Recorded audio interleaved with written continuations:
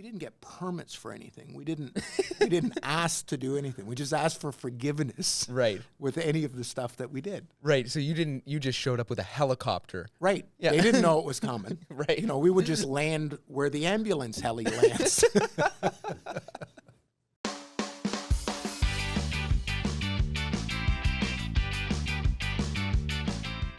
So yeah, the last episode was season 2 when you guys did DEI and you spread that across the whole season, and we had like 20 comments. Please go through all of Dream Car Garage with your dad. We want to see more.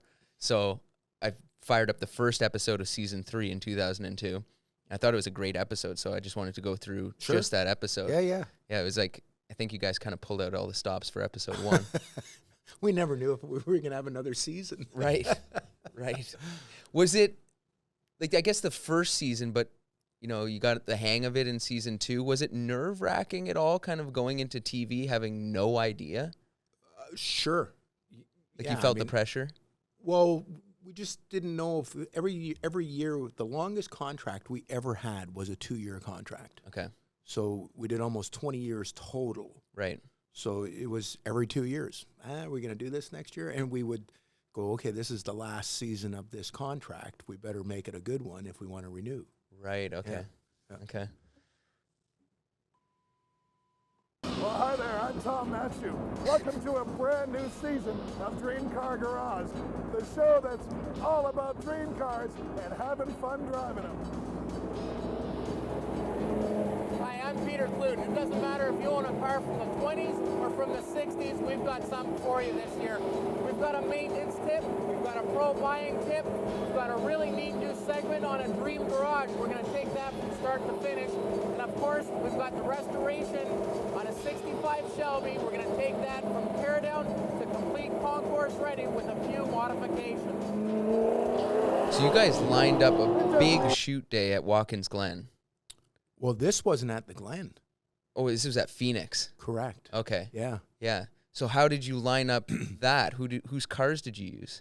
I think, well, for Watkins Glen, it was I think a race weekend or a Shelby weekend or something there. Yeah. So, and I had raced with a guy, Bill Murray, who Right. looked after Miller's cars, Larry Miller, great guy, fabulous collection of cars.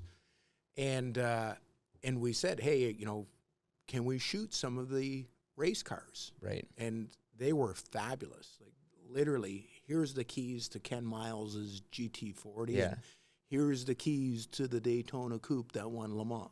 Right. They're just killer stuff. Right. Yeah. So yeah, you guys shot Phoenix, the Glen, and Mostport in this episode. Yes. It doesn't even matter if you've got a brand new car. In fact, we've got a brand new segment on Dream Car Garage this year called the Modern Dream Car. All that and a whole lot more right here on Dream Car Garage. Last year we did the Hemi Challenger, the year before that the Motion Camaro. For 2 years you Ford fans have been pleading with us to please do a Ford. Well, we hear you guys. This year we're going to do the Ultimate Mustang, a 1965 Shelby GT350, a complete ground-up restoration. Well, a couple of months ago, Bill Ockerland out of Michigan gave us a call. He was thinking of buying 525, that's the number of this Shelby. He said it's a really nice, clean driver. So you guys did the full restoration on this GT350? Yeah, over the course of the season, and that's what we used to do. It wasn't like car TV today where, you know, they do it in a week, they do it in 24 hours, and they certainly do it from beginning to end in the same episode. Right. You know, and we were pretty realistic. It took a year to do a car. Right. You know, 8 months if you were just humping on the car. And so we just said, hey, we'll do a little bit every episode. Right. Was this did you pick this car for the season? You thought, hey, this is going to be a good one. We want to do, well, I mean, you did the Baldwin Motion car, and you needed to do something pretty significant going forward. Right. We always wanted to do, we did the Baldwin Motion car and kind of the Ultimate Camaro, and then we did a Hemi Cuda, sort of the Ultimate Mopar, and then doing a 65 Shelby's kind of the Ultimate Ford from that era. So we always wanted to do the top, Right. you know, the creme de la creme of that maker or Yeah. brand. Did you feel the pressure for timeline for filming, like to do a full season restoration, and like we have to get this done? A little bit, and the irony is that's how we ended up kind of getting the show. It was the first season when we didn't own the show, and it was called, I forget what it was called now. They didn't get the restoration done. And that's how I convinced the guy to say, listen, let us do the restoration. We'll get it done. Right. Okay. So you just kept that as a segment. People like that. Yeah. Yeah. Okay. Yep. First thing we're going to do is test lateral I thought continuous this was Gs. great. Driving in a circle. 20 years. Why were you testing lateral continuous Gs? The reason is because he wanted the suspension lowered, he wanted four-wheel disc brakes, he wanted it to handle better. Okay. So we were saying, okay, can we get it to actually handle better? You know, a lot of guys do mods and never test if it works. Right. So we thought, you know, we'll do it. And I forget who it was that gave us all this stuff. It was, you know, the trick setup at the time. You would put this in your car. Yeah. And, you know, it wasn't like today, you know, you buy a Corvette, it's got all the stuff on it, all the data and telemetry and all that stuff. You can just download it from the car. Right. Back then you put this box in and it was kind of, you know, a primitive sort of form of telemetry. Right. So you drive in a circle, get your lateral continuous Gs. Yeah. Okay, we got for 0 to 60 time, we did that in 8.1. And this is all on the street. Oh, yeah. Zero, full test. Oh, yeah. On the street. Full testing. 3 different racetracks in the episode, but you had to do the test on the street. Yeah, exactly. And our quarter mile was a 15:37. Quarter mile on the We street. did that in 93 miles. Now the roads here, they're not exactly great roads here. So considering stock tires and stock suspension and a really stock motor, that's kind of what we're expecting. Very scientific test. Made for good TV. 196 feet in 10.62 seconds. That's great. We won't see the after in this episode. Did you get it to handle better? I can't remember. I think so. I think we did. And I remember, I can't remember what track it was at, but it was a track that was really an 1/8 of a mile drag strip. We did that at a little drag strip somewhere. Yeah. And it was an 1/8 of a mile. And the weather, something happened with the weather, and we were trying to go to another place, and we said, screw it, we're just going to do it here. And there was barely enough shutdown on the 1/8 of the mile to get the quarter mile in, and it was like, whoa, almost went off the track with the car.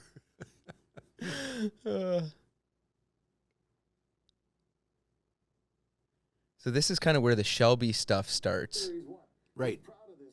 Let me back that up. The last time we got a chance to spend a little time with Carroll Shelby, one of the things he talked about a lot was the Shelby Series 1. He's proud of this car.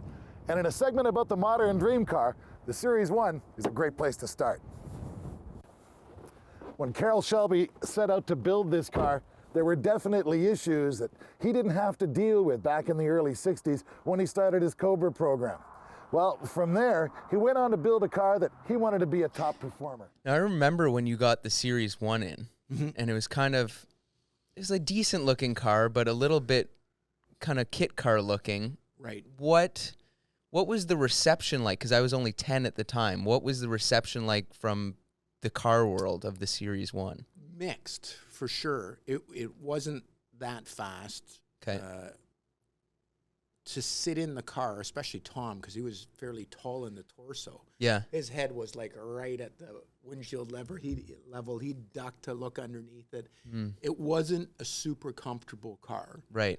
It wasn't a real fast car. It was a good car. It was different. Right. You know, and it was in that sort of time period that Shelby was, I don't want to say trying to make a comeback, but it was before he was really big with Ford again. Right. He doing his own stuff. Right. He did the Omnis, you know, with he did Chrysler, stuff, yeah. and he did his own stuff. And then he hooked back up with Ford again and really reintroduced that whole Shelby brand with Ford. Right. Yeah. So I got to ask, how did you get Shelby on the show here? Just called him up. From the cease and desist letter? No. So that was kind of funny. Because when we started, I don't know if you remember or not, we were the Shelby shop. Right. And then when we moved to Fourth Line, I got a letter from Shelby. And I thought, this is great. You know, he's going to tell me what a good job we're doing, blah, blah, blah. And it was a cease and desist or pay him 10%. and what was funny is it was really good. It forced us to change the name to Legendary. And then we took a generic name that could mean anything. Because it did pigeonhole us. You know, guys weren't bringing us Ferraris when you're doing Shelbys. And so then when we got him on, I remember we picked him up at the airport because we were kind of his guide. This was for the Toronto Auto Show. Okay. And Rick Pickering was the guy that brought Shelby to the auto show as well. And that was part of the hook on getting him on the show is, hey, Pickering was paying for him to come to Toronto anyway. Right, so it was very easy to get him. And so what happened is we were his liaison. We picked him up at the airport, he and Cleo, and blah, blah, blah. And we had a bunch of Shelbys on display there. So Tom, first thing he says, you know, Carroll Shelby, do you know Peter Klutt? And I didn't really met him before other than at a convention where we signing autographs. Yep. And, you know, we say hello, and then Tom right away, because he would always say shit like he did with Earnhardt, you know, you can kiss my ass. Well, he says to Shelby, yeah, I think you sued him, and he had to change the name of his company. First thing out of Tom's mouth. And then Shelby says, well, I've sued everybody. It doesn't matter. That's funny. So it's not like he had any, you know, bad taste in his mouth by any means. It was business. Yeah. Yeah. Right. Huh. So you guys were his liaison. Yeah. And at that time, were you guys were you a little bit starstruck that you were driving Carroll Shelby around? Yeah, for sure. Yeah. Absolutely. I mean, he was, you know, our hero, and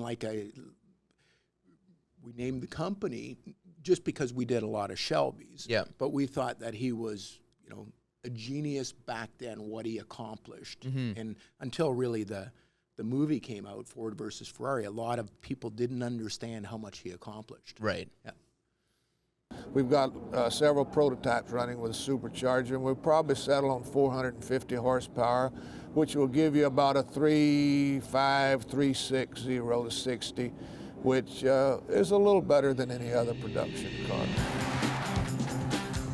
Yeah. Yeah. So he gave it, or someone gave it to you to Yeah, drive. yeah. And you had to tell Shelby that it was an awesome car. And typical Shelby, you know, 0 to 60 in 3-something seconds. It was not doing 3-something seconds. Right. But it was cool. You know, on first impression, Carroll Shelby obviously wanted to build a performance car. There's lots of power here. There's a big 6-speed transmission here. Shelby's original dream car was meant only to beat the Corvette. But when you're comparing yourself to modern-day supercars, the competition becomes a lot more lofty.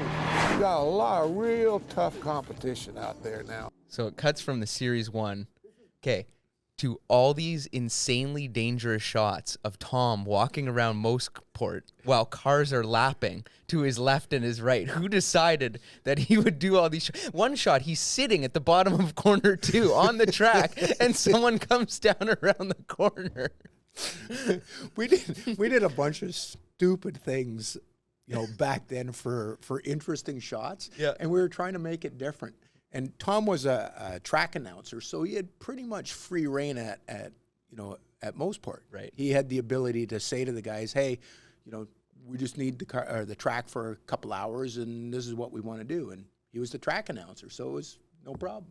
This is Mostport Park near Toronto, Ontario. Now, this place was built in 1961. Tom walking up the back straight with cars. Operation Oh, ever yeah. since then. Back in 1961, sports car racing and road racing was kind of a risky business in North America. North American car guy really didn't get a hold of it all at once. After all, 10 years ago when these things started racing at Watkins Glen, you basically got a British production car, made a few simple modifications to it, and took it out racing.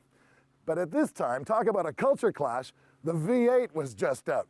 All kinds of horsepower was available to the North American car guy. To be honest with you, these things really didn't do much for him. Cool car, but it ain't American. Now that's not all the Europeans had, especially the British. They came up with a whole lot of neat cars. In fact, 40, 50,000 people would come here to Mostport Park to see Sterling Moss win the very first Players 200 in a Lotus, racing a lot of cars like these. That's a cool car. Still, not much for the North American guy to get his teeth into. Then a guy named Carroll Shelby comes along, gets the idea about bolting one of these V8 engines into a little car. Goes a foot by him at like 100 miles an hour. Sports car racing was Just on kind of fire. I flinches. spent a lot of time at the Ferrari factory, the Maserati factory, Aston Martin, all of Porsche, and finding out how they did it. And that was the beginning of the Cobra. I'd seen the Allard that Sydney did, and I drove an Allard for 2 or 3 years off and on there in Texas. And you could see all of these cars coming over from Europe that had a big hole up there for the engine and had a little 4-cylinder engine that was it was necessary to put these in them because petrol was terribly expensive, as it still is in Europe, and but an American V8. So you had Carroll Shelby sitting down in the flip-top Cobra. Right. Did anyone realize the significance of what he was sitting in at that time? Yes and no. We knew it was a one-off, a prototype, but didn't really understand how special that car was. And the irony is, I looked at the car then, I looked at the car years later, and now it sits, and it's, probably my favorite car. Yeah, for people who don't know, it's just outside the studio. Yeah, I bought it a few years ago, and we restored it, and, it is an awesome piece of history. It's kind of where Ford versus Ferrari starts. It was the last car Miles and Remington built. It was really the last Cobra that Miles raced before he went to the GT40 program, and it was the most cheated up Cobra they ever built to beat the Grand Sports, and it was basically a Daytona coupe chassis. That motor was out of one of the Daytona coupes that went to Le Mans, the all-aluminum FE motor. It was just the trickiest, fastest, lightest Cobra they ever built, and then Ford said, "You're done racing Cobras. You're on the GT40 program." Right. Yeah.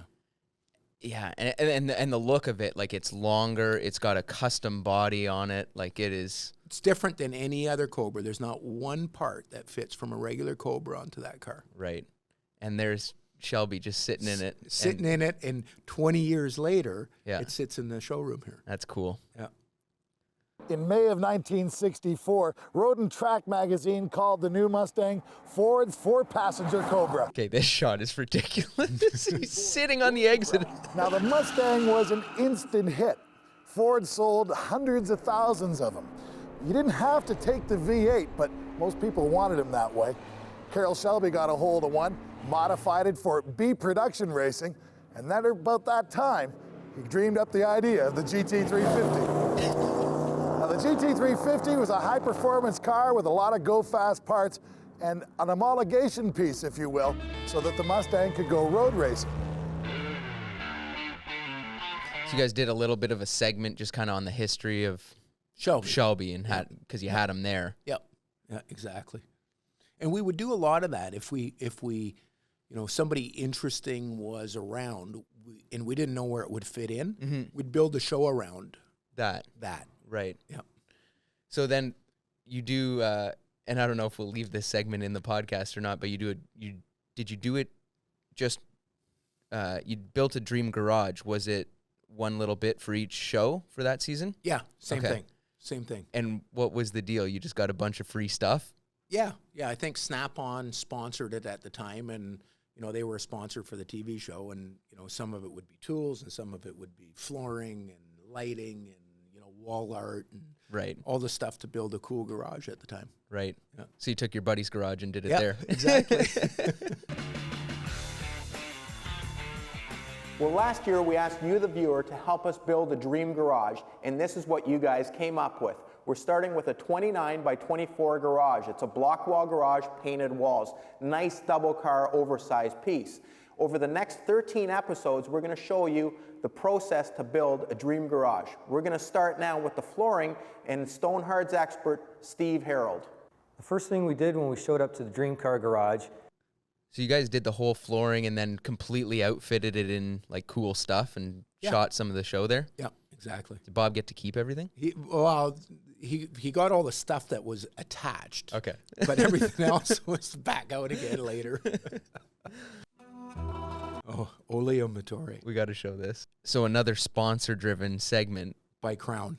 So Crown was a sponsor of you guys. Right. And then how did Tom come up with this? He used to always, do, accents and stuff. And his favorite one was the Italian salesman or the Italian mechanic. And he used to just fool around with it. And then he said, let's do it. And then, he unbuttons his shirt. He's got the chains going. He's got the accent. I mean, it was just Hilarious. Yeah. We had a lot of fun doing that.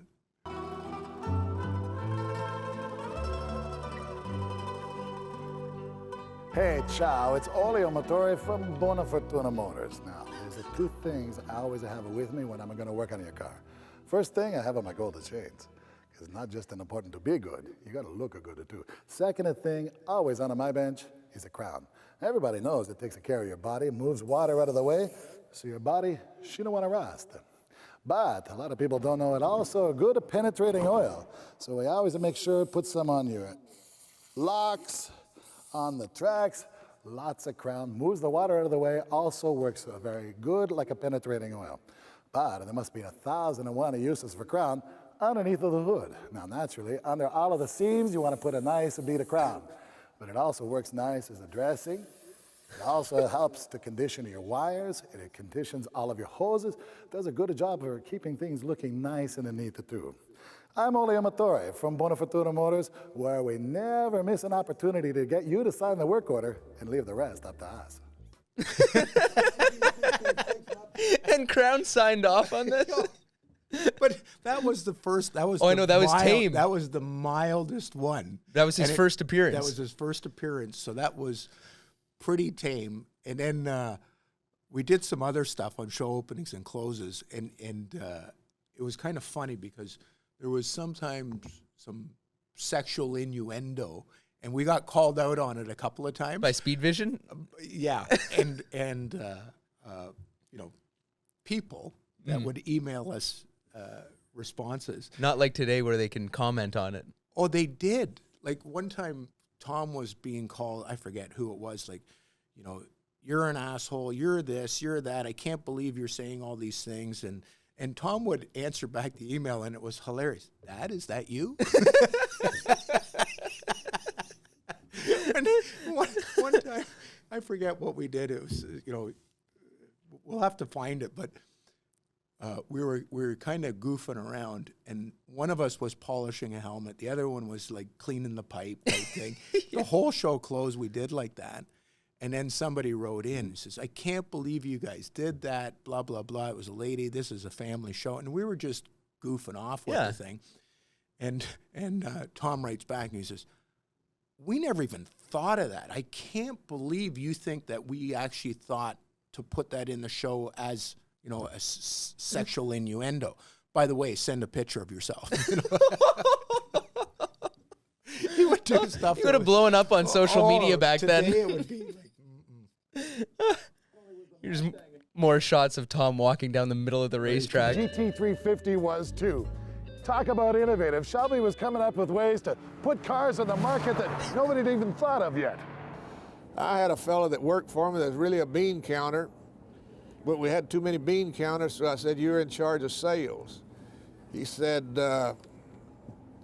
okay, and he took the job on, and he put our sales organization together. He says, when I was at Ford, I had some contacts at Hertz. He says, I'm going to see if I can lease sell them some of these cars. He went back and sold them.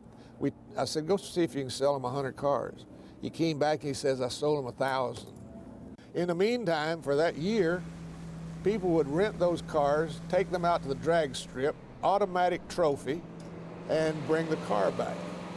Then they started taking them rent them, take them home, take the engine out, put their Mustang 2-barrel engine back in it, and deliver it back to Hertz.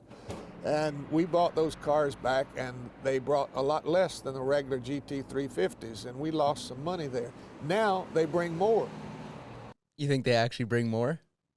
Oh, I guess he's talking about the Hertz cars. The Hertz cars, so for sure the 4-speed Hertz cars bring more, but it was really the only, less than 100 were built as 4-speeds, and they quickly realized they were taking out clutches and trannies, and guys were beating the tar out for of rental cars. So all the rest were automatics. Now explain what the Hertz program was, like, to the guy who doesn't understand, and kind of how cool that was. Well, for $29 a day or whatever it was. 17. Was it 17? Yeah. Okay, so you rented the car. And, guys would literally go to the drag strip, like he's saying. Guys would steal the motors because they were, hypo motors in it, put a regular motor back in it. Guys would go to the racetrack, like do some road racing, car come back with, remnants of a roll cage welded in. And they were beat. I mean, they were beat up cars. Right. And then the sticks especially became really popular. And a 4-speed Hertz car today brings easily $100,000 more. Right. Than an automatic. Well, or than a normal one. Than a regular one. Okay. Yeah. So that's the king of the 66s, other than maybe a supercharged car. Right. That's the only case where rental cars bring more. Yeah. Now they bring more than the white ones with the blue stripes, these black ones with the gold stripes. And there's about another 2,000 of those things that are out there that were white with blue, that they painted black and gold and try to palm them off as the... Were guys actually repainting their white cars as Hertz cars, black with gold, to try and bring more? Some guys probably. Yep. And some were, not all Hertz cars were black and gold, but the majority were. Right. And that. But what's interesting is I took a Hertz car when I started racing, so when you were a little kid, I took a Hertz car, original motor, everything, was an automatic car, and turned that into the first race car that I raced, and just welded all the seams and put a cage in it, and just. And what was that car worth at the time? Man, I can't remember. That would be 30 years ago. 94, 95. Yeah, 40 grand, 50 grand. So a decently expensive car to start with. Right. As a race car. But what was interesting is back then you had to have a real Shelby to go race. You couldn't just take a Mustang. It had to be it had to be a real Shelby. So they ended up, for a while, bringing more as race cars than they did as street cars. Because someone already did the work. Right. Ah. Yeah. Off as the Hertz cars. This is the stuff that legends are made of. There's as many stories as there are Shelbys. There might even be a few extra Shelbys around. Even the name GT350 has got its own little legend. So it came to naming the car, and this is kind of cool. The guys from Ford had come out, and we had 5 or 6 meetings. So 12 of us were sitting around in a room, and they were talking about names of it like this was a big deal. And I've always said one thing: a name doesn't make a car makes a name. So I finally said to a guy that was sitting there in the meeting, one of our guys, I said, "How far is that building over there?" He said, "What the hell are you talking about?" I said, "Step it off, tell me how far." He says, 348 feet. I said, "Okay, we'll call it GT350. You guys can get on a plane and go back to Detroit." So the GT350 started everything off. It became a performance icon for all Mustangs. And from the GT350 came the GT500, and then the Boss 302, and then 35 years of a long line of performance cars that captured the imaginations of the American public, captured the hearts of a whole lot of car guys who still like to take them out and run them. Okay, how much did Hot Wheels pay? I forget what it was. They paid a lot of money. That's quite the shot there. Yeah. Dinky car promo. Dinky car promos, exactly that. Oh, that's good. Yeah. What was Shelby like just hanging out with him? Was he, I don't know, did he live up to his persona kind of thing? Yeah, just a gruff guy. Like, comes across as just a good old Texan, sharp dude, loved to have a good time, and just, yeah, he was exactly that. But I think he's one of those guys that just had bigger balls than anybody else, and just sold, and just tried it. Right. Didn't think about the next move, really. I shouldn't say that. He probably thought about it more than people, would let on, but just not afraid to try anything. Didn't care. Like when he got an order for 1,000 cars, that must have been like, holy cow. Yeah. Got to build 1,000 cars. And at the same time, so that's in, 65, he's probably getting the order for the 66 models. He's building the 65R models and won the B production championship. Yep. He's racing Cobras and winning races, and now he's involved in the GT40 program. Like, he is a busy boy in the middle of all this. Like, it was a very short period that they went from, let's call it 63, and now we're in 65 or 6, and he's done a ton of stuff. I mean, he won he won Le Mans with the Daytona Coupe in 64. He won the championship with the Daytona Coupe in 65. And he's already racing the GT40s. Yeah, he's winning everything. He's winning everything, and he's really doing it from scratch. Right. Nice little 288 there. Yeah. Can't tell it's a model, hardly. This week's Pro Buying Tip is on how to buy a Shelby. Doesn't matter if it's a 65 or a 70. Most important thing are the numbers. So you picked the most significant car there. Car. This was at Watkins Glen. This is a Shelby convention, probably. Yeah, and this was Rick Kopech's car, who was sort of the president of the SAAC club for years and years and years. Right. Yeah. Most Shelbys have two sets of numbers. They have the Shelby number, in this case SFM 5R098, which is the Essex wire car, and under this tag is a Ford number actually stamped in the body. From 1965 to 7, there are two different numbers. They actually correlate, but they're not the same number. From 68 on, it becomes the same number as the Ford number. But your best protection with buying a Shelby is either knowing the cars really well, finding somebody who does, or joining SAAC, the Shelby American Club. What they have done, unlike most clubs, is they have tried to document every single car. Do you know who was behind that? Like, why the Shelby American Club was so kind of dialed in and did so much paperwork and tried to really authenticate everything and had shows right away? Like, it was pretty significant. It was, and it was basically Kopech, Pardee, Vince Liska, a bunch of the early guys, Ned Scudder, Yep. Ronnie Spain doing the GT40s. And it was just super enthusiastic guys that just loved the cars. And it was kind of, they were the best at it, I think, at the time. Yeah. And they always had track events, which is kind of cool, where, you go to an NCRS meet or, other events. Yep. And there was no track events, and they always had a track event. And that's what got me into racing, was one of these track events. Oh. I went with Mike Douglas, had his race car there, and we were just showing cars. I'd never been on a racetrack, and he took me out for a rip, and I got hooked. Came back and bought that Hertz car and stripped it down and did it. Really? Yep. As a passenger? As a passenger. Wow, that's, you got wouldn't hooked. think so. Yeah, now I'm scared to be a passenger.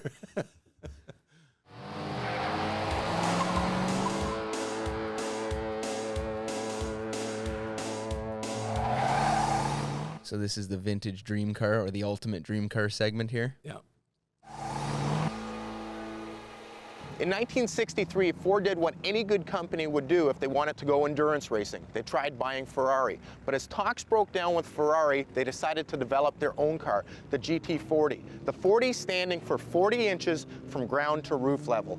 Probably one of the most beautiful, sleekest endurance cars ever built. This car here, the Mark II, the 427 car, helped them win Le Mans. Not only win Le Mans 1 year, but 4 years in a row, 66, 67, 68, and 69. Part of the total performance package that Ford was developing. The ultimate in GT endurance racing cars. So how did you set this up? And did you realize, like, this is the Ken Miles GT40, like, such a significant car? Probably didn't appreciate it enough then. Getting to drive that and the Le Mans winning Daytona Coupe. Which is in another episode, yeah. Which is in another episode. So, yeah, I mean, I would love to go back and drive those cars again today, sort of 20 years later, knowing, more and more about it as as you just do more research on it. But that is a really special car. Whose car is that? Miller's. Right. Both of those cars are Miller's. So big collection. Big collection. The best, Cobra GT40 Shelby collection on the planet, really. And there was no one from Europe or any other country here to correct you on Le Mans? Americans say Le Mans. Europeans say Le Mans. We were catering to the Americans. Sure, yeah. These cars came with a monocoque chassis, 427 cubic inches, almost 500 horsepower. They had a Carcraft gearbox, 4-speed, which made them very reliable and were capable of over 200 miles an hour at Le Mans, the ultimate in the 60s endurance racer. Now, I'm lucky enough to take this for a drive around the legendary track at Watkins Glen. Nothing sounds as sweet as a 427 Ford at 7,000 RPM. Car is almost violent, pulls you forward under braking, throws you back into seat under acceleration. Cornering, incredible. Keep in mind this car pulls well over a G on a set of bias ply tires. It's funny there. So see this shot? Yeah, from the helicopter. That's with Rudy from the helicopter company. So Rudy was a maniac, and we used him for helicopter shots, and he was a big car guy. So he would fly down. We would fly down with Rudy to the Glen. In the helicopter? In the helicopter. And then Rudy would, do all this, and Dave Lestraco, the cameraman, would be hanging out of the helicopter. And Rudy was he is a spectacular pilot. Right. And I still remember we were up, and he's like skimming over the tops of the trees, and he's singing George, George, George's Jungle. And he would just pull up before we'd like whack trees. Like he was, jeez, he was a maniac helicopter pilot, but gifted. I mean, he was a great pilot. So you guys used helicopters for the show 20 years ago. Because there was no drones. There was no drones. Yeah. So, and Rudy loved the cars, so he did it for nothing.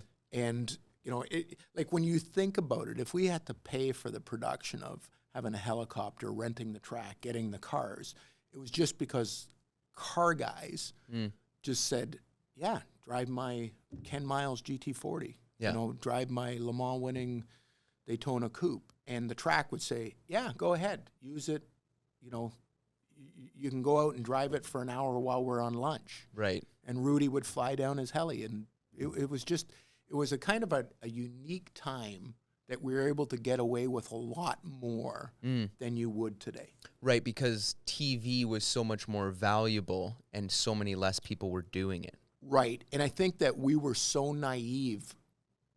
We didn't get permits for anything. We didn't ask to do anything. We just asked for forgiveness. Right. With any of the stuff that we did. Right. So you just showed up with a helicopter. Right. Yeah. They didn't know it was coming. Right. We would just land where the ambulance heli lands.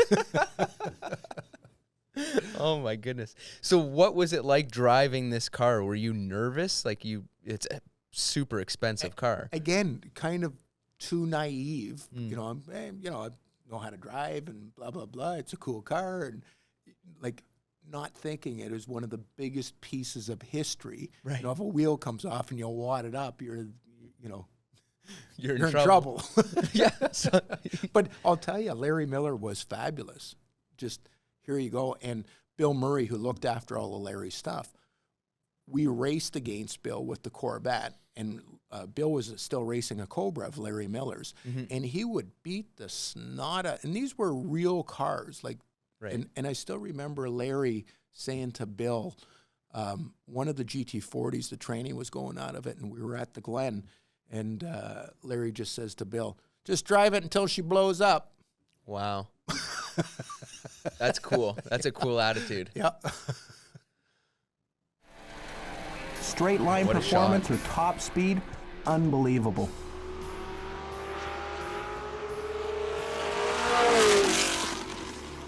Wow, this has got to be the ultimate ride if you want to go close to 200 miles an hour. The car feels unbelievable.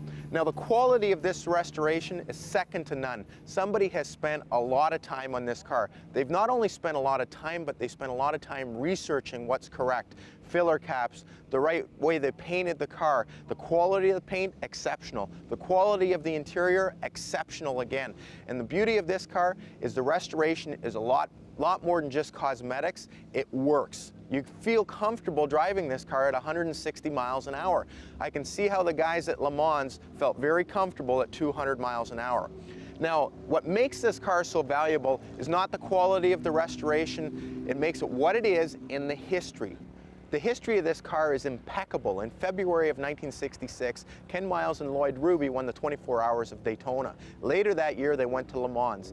Ken Miles and Denny Hume came in second at Le Mans, and they were kind of cheated from the win. They were actually leading the race, but because Ford wanted a photo finish with all three cars, McLaren actually got the win because he started further in the pits and therefore covered a greater distance. The history of this car is second to none. The quality of the restoration is impeccable. That makes this dream car worth at least $2 million, probably a little bit more. Good investment. Great investment. What kind of value is that thing nowadays? Oh, tenfold plus. You Yeah. know, the Ken Miles thing is interesting because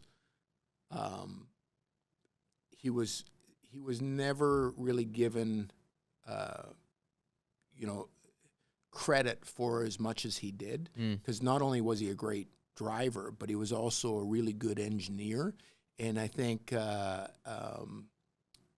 he was able to relay what the cars needed. And Shelby, obviously, a great driver. I mean, he won Le Mans '59 with the Aston Martin. So he knew what he was doing, but he had heart problems. It wasn't like he was doing the development and the testing and that. He was a salesman. Right. And Phil Remington was the other guy that was kind of the unsung hero that you see in Ford versus Ferrari a little bit. Yeah. But he was the genius engineer. So between Miles and Remington, it was just magic. And then on the Daytona Coupes, Pete Brock was another guy in there, a young guy, designer, who, sketches out this thing. I think this will be a little more aerodynamic and, builds a killer car as well. So you had, literally, like, all the stories say, the California hot rodders go and take on the world at Le Mans in Europe and win. Right. It's pretty impressive. And sure, a lot of money from Ford with the GT40s, but they did it with the Daytona Coupe. Yeah. On their own. On their own. Right. Yeah, which people don't understand. Yeah. Yeah, it was kind of glossed over a little bit in the movie. Yeah. Right. Huh. So do you want to talk about going to Le Mans this year? Sure. Yeah. I don't know what to expect. I've never been. Yeah. So historics, Le Mans historics. Yep. We're going to go run race a GT40. Yeah, the prototype. Yeah. GT105. And again, I'm not sure what to expect, but the guy looking after the car for us is saying, you're going to be going really fast 3 times a lap every lap. And it sounds like it's a 3 1-hour stints that are spread out by 7 hours with the different classes. Right. And it's a big event. It's a huge event. It's the 100th anniversary of Le Mans the classic Le Mans, historic Le Mans is doing a special event this year to feature that. And it's also Carroll Shelby's 100th birthday. Really? Yeah. Cool. Yeah. So it's going to be It'll be a really big deal. So, yeah, I think you and Ryan I'm going to love it. Yeah. Yeah. So that was a good episode. Here you guys are in the stands at Phoenix. Well, next week we're going to start disassembling the 65 Shelby. We're going to continue work on the Dream Garage. Olio, your buddy's going to be back. And we've got a wicked Corvette. There's a Winston Cup race here this weekend. There is. And I got tickets for you and all your buddies. I think they're waiting for you. Maybe check your ticket. I think it's down there. Oh, okay. Yeah, they're there. We've got a modern dream car for you and a whole bunch more. That's good. What were you guys doing at Phoenix? You just shot some other stuff there? If we were somewhere shooting something, we would try to get as much, to use as show opens, closes, just if we were an interesting location. Right. So we must have been there for something else. We said, let's do a show open and close here. Right. You know, There was no cup race there. no, there was no cup race. That's good. All right. I think people will enjoy this one. I'm going to, I'll watch through the rest of the season and see if there's Just any more. pick some episodes, and it's fun to reminisce and see, you know, like I said, Rudy that flew the helicopters, Yeah. and the guys like Miller being so generous with the cars and stuff. And it was just a different time. Yeah, and hanging out with Shelby. Like, Yeah, that's cool. Very cool. Thank you. See you guys next week.